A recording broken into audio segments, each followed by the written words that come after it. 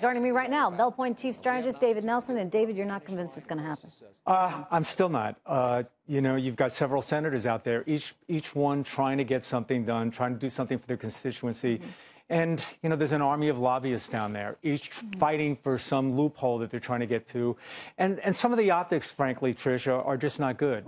We've talked about carried You're talking interest. my game here, because this is what I was just saying. I was just telling Lonnie, I'm concerned about how this is going to come back to haunt them. Yeah, 2018, you come back and you talk about carried interest. That's going to play very well for the Democrats when we're in an election cycle next year. Yeah, people don't necessarily know what carried interest is. Yeah, so basically what you're saying is that hedge funds, private equity guys, they can get taxed at the corporate rate, which might be as low as 20%. That's great news for them. Not a lot of money for the government all told, but certainly big money for them. This, David, to me was like the low-hanging fruit, right? Really. In other words, the president campaigned on this. He said, Hillary Clinton, she never went after these guys. Barack Obama never went after them because they were too important in terms of the money they were donating to these campaigns. So he promised that in his administration he would.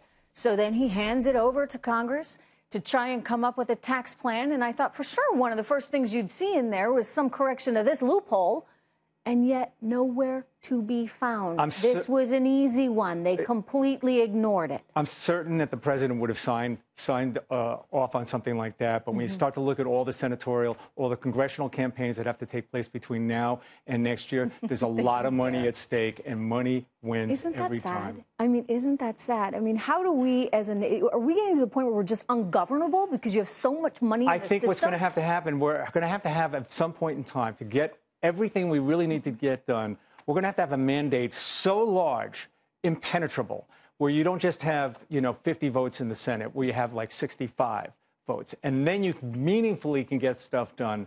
Right now, it's cutting edge. So they can't lose a single guy. They got 5 senators right now that are on the edge. Let me ask you this. We're looking at the market and up 143. So, again, new highs every day. So the investors are convinced something's going to happen. Or do they think the economy is good enough as it is, and regardless of whether this gets through or not, we're seeing some growth? The soft data is great.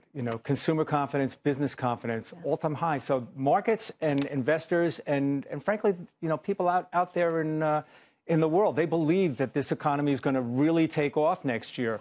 But at some point in time, this is where the sausage gets made. They got to get this stuff done, because if you don't at least get the corporate tax rate down, you're probably going to flatline here. See, and I think that they ought to section this up, because the corporate side is actually looking pretty good.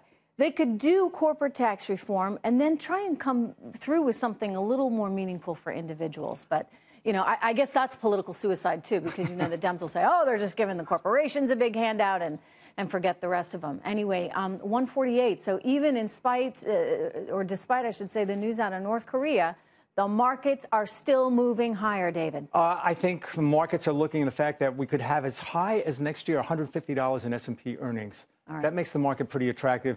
North Korea, we've been there, we've done that, we've seen it before. It's just another day. Same old, same old. All right, David, thank you very much. Good to see you.